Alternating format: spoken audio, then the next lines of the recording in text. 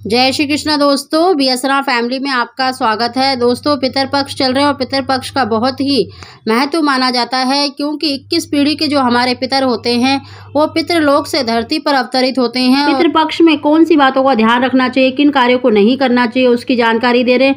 साथ ही 9 भाग्यशाली राशियों को बहुत ही श्रेष्ठ पुत्र संतान प्राप्ति के बहुत अच्छे योग बन रहे हैं, और साथ ही हम आपको एक अचूक उपाय बता रहे हैं जिसके करने से आपको अपने पितरों का आशीर्वाद मिलेगा। अगर कुंडली में पितर दोष है तो वो भी समाप्त होगा। पितृपक्ष का देखिए प्रारंभ भाद्रपद पूर्णिमा से होकर आश्विन अमावस्या तक चलता है, और पितृपक्ष के इन 16 दिनों में कुछ नियमों का पालन अवश्य करना चाहिए। शास्त्रों में ऐसी मान्यता है कि पितृपक्ष के दौरान यानी श्राद्ध करने वाले को दाढ़ी, मूछ, बाल, नाखून आदि नहीं कटवाने चाहिए। पितृपक्ष में कोई भी नया कार्य प्रारंभ नहीं करना चाहिए। नई वस्तुएं जैसे स्वर्ण आभूषण नहीं खरीदना चाहिए, घर प्रवेश नहीं करना चाहिए, घर या नए वस्त्र नहीं खरीदने चाहिए। साथ ही सुहागन जो महिलाएं हैं उसको सुहाग की वस्तुएं भूलकर भी नहीं खरीदनी चाहिए। इसके अलावा दोस्तों, अगर पितरपक्ष में आपके द्वार पर कोई साधु संत आ जाता है या कोई अतिथि आता है या जरूरतमंद व्यक्ति आता है तो उसको खाली हाथ नहीं लौटाना चाहिए।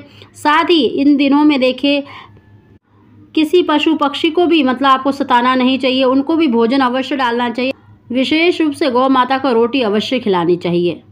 दोस्तों, हिंदू धर्म में ऐसी मान्यता है कि देखिए श्राद्धों में जो हमारे पितर होते हैं, 21 पीढ़ी के जो पितर होते हैं वो पितर लोक से पृथ्वी लोक पर आते हैं, तो अपने पितरों का श्राद्ध अवश्य करना चाहिए। पितरों के श्राद्ध करने से पितरों का आशीर्वाद मिलता है।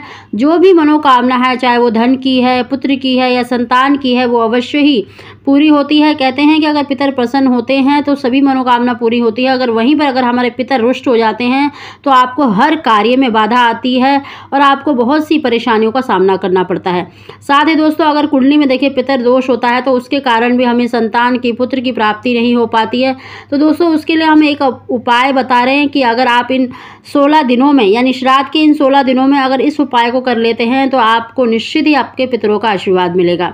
दोस्तों, नित्य प्रति देखिए इस उपाय को स्त्री पुरुष कोई भी कर सकता है। ऐसा नहीं है कि भाई पुरुष ही करेगा, जो अर्धांगिनी होती है वो भी इस उपाय को कर सकती है। आपको एक स्टील का लोटा लेना है, उसमें थोड़ा सा शुद्ध जल लें और थोड़ा सा कच्चा दूध डालें, थोड़ा सा मीठा डाल सकते हैं और थोड़े से चावल, अगर गंगा जल हो तो गंगा जल भी अवश्य डालें। और किसी भी मंदिर में चले जाए जहाँ पर पीपल का वृक्ष हो और अपने पितरों के नाम से तर्पण अवश्य करें। ओम सर्व पितृभ्यो तर्पयामि, ओम सर्व पितृभ्यो तर्पयामि, ऐसे 7 बार उच्चारण करके आपको जल अपने अंगूठे की तरफ से पीपल पर अवश्य अर्पित करना चाहिए। पीपल की 7 परिक्रमा लगानी चाहिए और पीपल पर आपको कुछ मीठा अवश्य चढ़ाना चाहिए। चाहे आप सफ़ेद मिठाई ले सकते हैं, मिश्री ले सकते हैं। और सायंकाल के समय पर अगर आप पीपल के वृक्ष के नीचे अपने पितरों के नाम से दीपक जलाते हैं तो पितरों का आशीर्वाद अवश्य प्राप्त होता है। दोस्तों, इस उपाय को आप अवश्य ही करें, निश्चित ही आपके पितरों का आशीर्वाद अवश्य मिलेगा। साथ ही दोस्तों देखिए 9 भाग्यशाली राशियां ऐसी हैं जिनको पितर पक्ष में बहुत ही श्रेष्ठ धन प्राप्ति के, संतान प्राप्ति के बहुत अच्छे योग बन रहे हैं। तो आप उपाय अवश्य करें तो निश्चित ही आपको मन वांछित संतान की प्राप्ति होगी। इनमें सबसे पहली जो राशि है वो है मेष राशि। वृष, मिथुन, कर्क, सिंह, कन्या, तुला, वृश्चिक, धनु, कुंभ और मीन।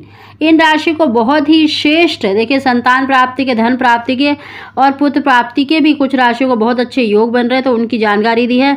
दोस्तों, श्राद्ध पक्ष में देखिए अपने पितरों का तर्पण अवश्य करना चाहिए।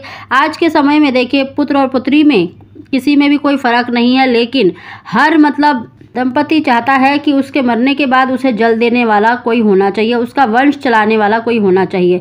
इसीलिए दोस्तों, आप अपने पितरों का तर्पण अवश्य करें, निश्चित ही आपको उनका आशीर्वाद मिलेगा और आपको मन वांछित संतान की प्राप्ति होगी। दोस्तों, अगर आपको हमारी जानकारी वीडियो पसंद आई हो तो लाइक